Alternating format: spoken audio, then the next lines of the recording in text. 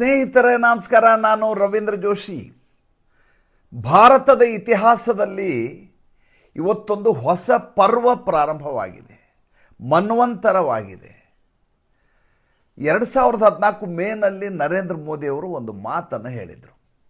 ಏನಂದರೆ, ನಾವು ಸಾಂಸ್ಕೃತಿಕವಾಗಿ ಹಾಗೂ ಮಾನಸಿಕವಾಗಿ ಗುಲಾಮಿತನವನ್ನು ತೊರೆಯುವತ್ತ ನಮ್ಮ ಬದುಕಿನ ದಿಸೆ ಸಾಗಬೇಕು ಅಂತ.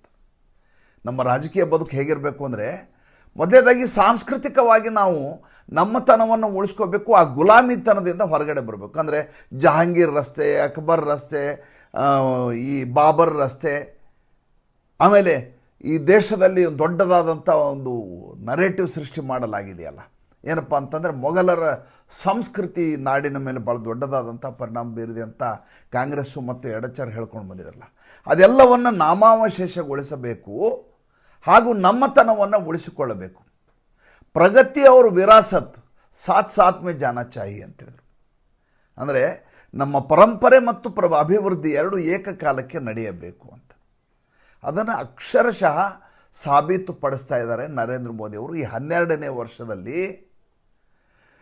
ಇವತ್ತು ಶುಕ್ರವಾರ ದಿವಸ ನರೇಂದ್ರ ಮೋದಿಯವರು ಒಂದು ದೊಡ್ಡದಾದಂಥ ಶಕೆ ಪ್ರಾರಂಭಕ್ಕೆ ಒಂದು ತಮ್ಮ ಸಂಕಲ್ಪ ಏನು ಮಾಡಿದ್ರು ಅದನ್ನು ಲೋಕಾರ್ಪಣೆಯನ್ನು ಮಾಡ್ತಾ ಇದ್ದಾರೆ. ಹೆಸರೇ ಅದ್ಭುತ, ಸೇವಾ ತೀರ್ಥ.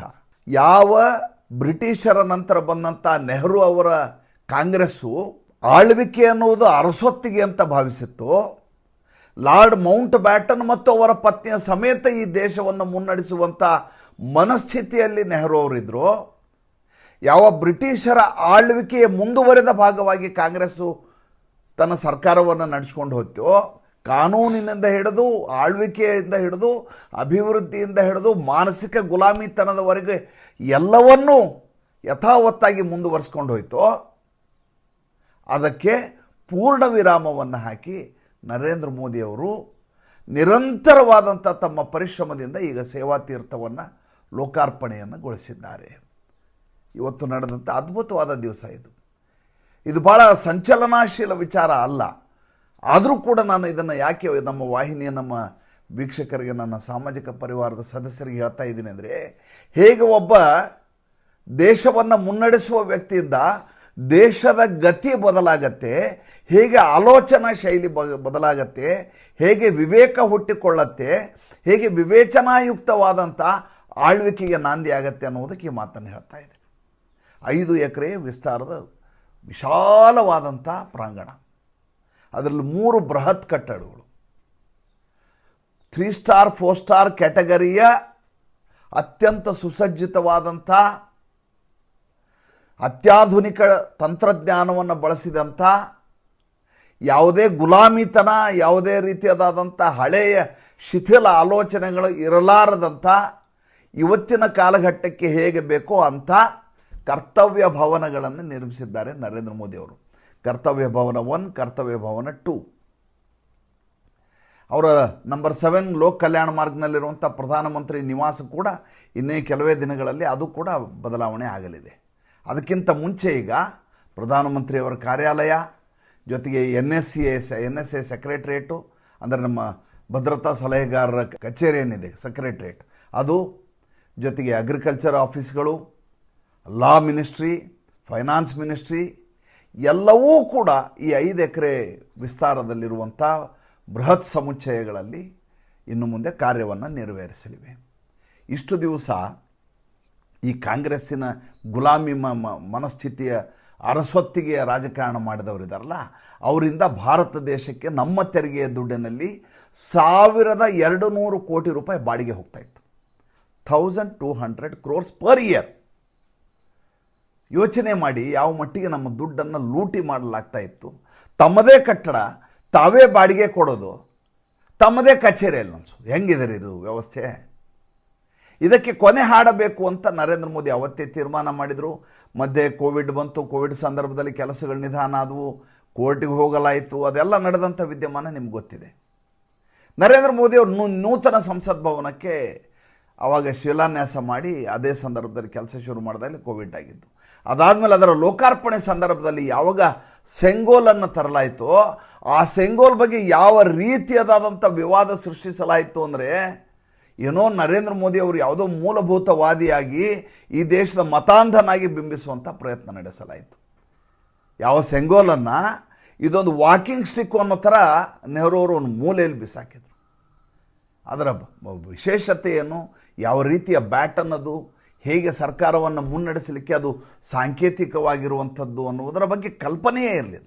ಅಂದರೆ ಈ ದೇಶದ ಮನಸ್ಥಿತಿ ಹೇಗಿತ್ತಂದರೆ, ಬ್ರಿಟಿಷರ ಹಾಗೆ ಸೂಟು ಬೂಟು ಹಾಕ್ಕೊಂಡು ಇಂಗ್ಲೀಷನ್ನು ಟುಸ್ ಪುಸ್ ಮಾತಾಡಿಕೊಂಡು ತಾನೊಬ್ಬ ಜ್ಞಾನಿ ಪರಮಜ್ಞಾನಿ ಅಂತ ತನ್ನನ್ನು ತಾನು ಬಿಂಬಿಸಿಕೊಳ್ಳುತ್ತಾ ಈ ದೇಶದ ಬಡವರ ಹೆಸರು ಹೇಳಿಕೊಂಡು ತನ್ನ ಐಷಾರಾಮಿ ಬದುಕನ್ನು ನಡೆಸಿಕೊಂಡು ಬ್ರಿಟಿಷರ ಮನಸ್ಥಿತಿಯನ್ನು ಮುಂದುವರಿಸಿಕೊಂಡು ನಡೆಸ್ಕೊಂಡು ಹೋಗೋದೇ ಈ ದೇಶದ ಆಳ್ವಿಕೆ ಅಂತ ಭಾವಿಸಲಾಗ್ತಾ ಇತ್ತು. ಅದು ಕಳೆದ 70 ವರ್ಷದಿಂದ ನಡೀತಾ ಇತ್ತು.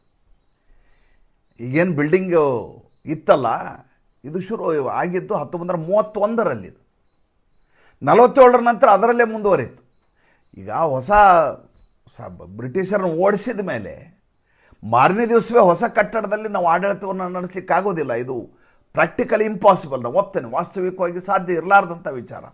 ಬಟ್ ಅವತ್ತು ಸಂಕಲ್ಪವನ್ನು ಮಾಡಿದರೆ 10 ವರ್ಷಗಳ ಅವಧಿಯಲ್ಲಿ ಸಾಧ್ಯ ಆಗ್ತಿತ್ತಲ್ಲ, 1957ರಲ್ಲಿ ಸಾಧ್ಯ ಆಗ್ತಿತ್ತಲ್ಲ. ಇದೇ ನೆಹರು ಅವರು ಇರುವ ಕಾಲಘಟ್ಟದಲ್ಲೇ ಮಾಡ್ಬೋದಿತ್ತಲ್ಲ, ಯಾಕೆ ಮಾಡಲಿಲ್ಲ ಅಂದರೆ, ಅವರು ಮಾಡಿ ಹೋದದ್ದನ್ನು ನಾವು ಮುಂದುವರಿಸಿಕೊಂಡು ಪಳಿಯುಳಿಕೆಯಾಗಿ ಮುಂದುವರಿಯುವಂಥ ಮನಸ್ಥಿತಿಯ ಜನ. ಈಗ ಈ ರೀತಿಯಾದಂಥ ಬದಲಾವಣೆಯನ್ನು ಸಹಿಸಲಾರದಂಥ ಮತ್ತು ಇದರ ಬಗ್ಗೆ ಇನ್ನಿಲ್ಲದ ಹಾಗೆ ಅಸೂಯೆ ಪಡುವಂಥ, ಮಾತ್ಸರ್ಯ ಪಡುವಂಥ, ಇದರ ಬಗ್ಗೆ ಇನ್ನಿಲ್ಲದ ಹಾಗೆ ಟೀಕೆ ಮಾಡುವಂಥ ಒಂದು ದೊಡ್ಡದಾದಂಥ ಸಂತತಿ ಈ ದೇಶದಲ್ಲಿ ನಿರಂತರವಾಗಿ ಕೆಲಸ ಮಾಡ್ತಾನೆ ಇದೆ. ಒಂದು ಕಡೆ ಎಡಪಂಥೀಯ ಧೋರಣೆಯ ಜನ, ವಾಮ ಮನಸ್ಥಿತಿಯ ಜನ, ಮತ್ತೊಂದು ಕಡೆ ಅರ್ಬನ್ ನಕ್ಸಲ್ಗಳು, ಜೊತೆಗೆ ನಮ್ಮ ದೇಶದಲ್ಲಿರುವಂಥ ವಿಪಕ್ಷಗಳು. ಇಷ್ಟೂ ಜನರ ಮನಸ್ಥಿತಿ ಹೇಗೆ ಅಂದರೆ, ನರೇಂದ್ರ ಮೋದಿಯವರು ಯಾವ ಸ್ವಾಭಿಮಾನದ ರಾಷ್ಟ್ರವನ್ನು ಕಟ್ಟಬೇಕು ಅನ್ನುವಂಥ ಅವರ ಸಂಕಲ್ಪ ಇದೆಯೋ ಅದಕ್ಕೆ ತದ್ವಿರುದ್ಧವಾದಂಥ ಆಲೋಚನೆಯಿಂದ ಕೆಲಸ ಆಗಲಾರದಾಗಿ ಅಡ್ಡಿ ಮಾಡಲಿಕ್ಕೆ ಏನೇನು ಮಾಡಲಿಕ್ಕೆ ಸಾಧ್ಯವೋ ಎಲ್ಲವನ್ನು ಮಾಡುವ ಪ್ರಯತ್ನವನ್ನು ಮಾಡ್ತಾ ಇದ್ದಾರೆ. ನಿಮ್ಗೆ ಗೊತ್ತಿರೋ ವಿಚಾರ, ಇವತ್ತು ಕಟ್ಟ ಕಡೆಯ ಕ್ಯಾಬಿನೆಟ್ ಮೀಟಿಂಗು ಹಳೆಯ ಬಿಲ್ಡಿಂಗ್ನಲ್ಲಿ ನಡೀತು.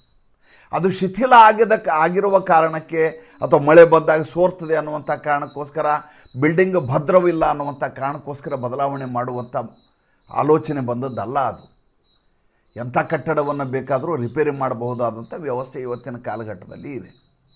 ನಮ್ಮ ದೇಶದಲ್ಲಿ ನೂರಾರು ಸಾವಿರಾರು ವರ್ಷಗಳ ಹಳೆಯ ಕಟ್ಟಡಗಳು ಇನ್ನೂ ಚೆನ್ನಾಗೇ ಇದ್ದಾವೆ, ಶಿಥಿಲಗೊಳ್ಳಲಾರದೆ. ಭಾರತ ದೇಶದ ವಿಶೇಷತೆ ಅದು.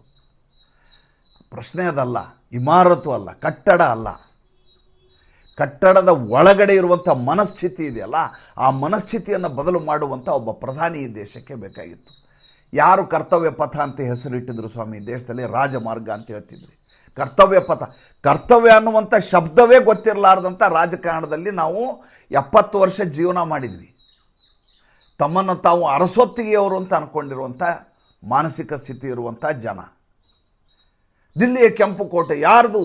ಮೊಘಲರು ಕಟ್ಟಿ ಹೋಗಿದ್ದು ಅಲ್ಲ ರೀ. ಮೊಘಲರು ಕೆಂಪು ಕೋಟೆಯನ್ನು ಮಾಡಿದರೆ ಅವರು ಶತಾಯುಗತಾಯ ದ್ವೇಷಿಸುವಂಥ ವರಾಹ ಮೂರ್ತಿ ಒಳಗಡೆ ಯಾಕಿದೆ? ಹಂದಿಯನ್ನು ಯಾಕೆ ಇಡ್ತಾರೆ ಒಳಗೆ, ಹಂದಿಯ ಮೂರ್ತಿಯನ್ನು?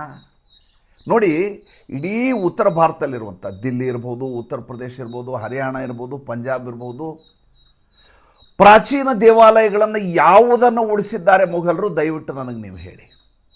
ಹೋಗಲಿ, ಬ್ರಿಟಿಷರು ಬಂದ್ರಲ್ಲಪ್ಪ, ಬ್ರಿಟಿಷರು ಬಂದು ಈ ದೇಶದ ಅಭಿವೃದ್ಧಿಗೆ ಬೇಕಾದಷ್ಟು ಕೈಂಕರ್ಯಗಳನ್ನು ಮಾಡಿದರು ಅಂತ ನಾವು ಪಠ್ಯಪುಸ್ತಕದಲ್ಲಿ ಓದ್ತೀವಿ.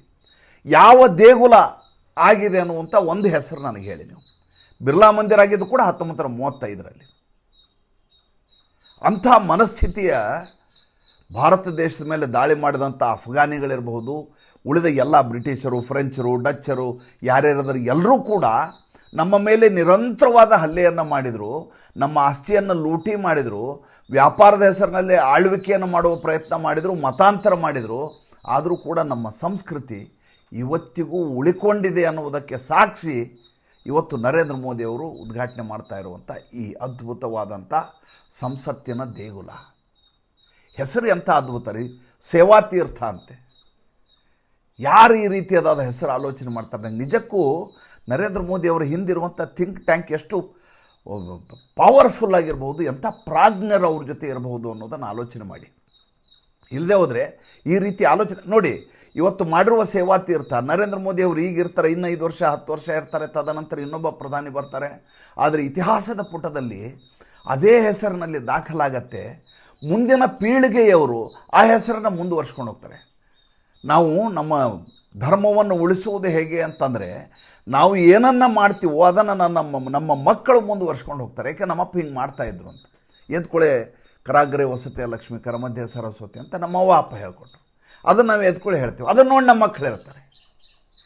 ಇದು ನಮ್ಮ ಸಂಸ್ಕೃತಿ ಅನ್ನೋದನ್ನು ನೀವು ಪಾಠವಾಗಿ ಹೇಳೋದಲ್ಲ, ರೂಢಿಸಿಕೊಳ್ಳುವುದು ಜೀವನ ಶೈಲಿ.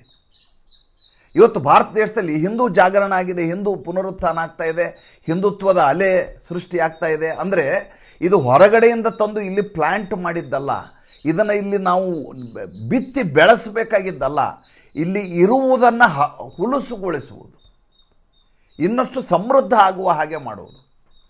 ಅದರ ದ್ಯೋತಕವಾಗಿ ನರೇಂದ್ರ ಮೋದಿಯವರು ಈಗ ಮಾಡಿರುವಂಥ ಈ ವಿಶೇಷವಾದಂಥ ಸೇವಾ ತೀರ್ಥ ತುಂಬ ಇದ್ರ ಬಗ್ಗೆ ನನಗೆ ಆಸಕ್ತಿ ಇತ್ತು. ಇದ್ರ ಬಗ್ಗೆ ಭಾಳಷ್ಟು ಮಾಹಿತಿಗಳನ್ನ ಕಲೆ ಹಾಕಿದೆ. ತಮಗೊಂದು ಮಾತು ಹೇಳೋಣ ಇದ್ರ ಬಗ್ಗೆ ಅಂತ ಒಂದು ಪುಟ್ಟದಾದಂಥ ಸಂಚಿಕೆ ಮಾಡಿದ್ದೇನೆ. ಸಂಚಿಕೆ ಇಷ್ಟ ಆಗಿದ್ದರೆ ಲೈಕ್ ಮಾಡಿ, ಫಾಲೋ ಮಾಡಿ, ಶೇರ್ ಮಾಡಿ. ನಮಸ್ಕಾರ.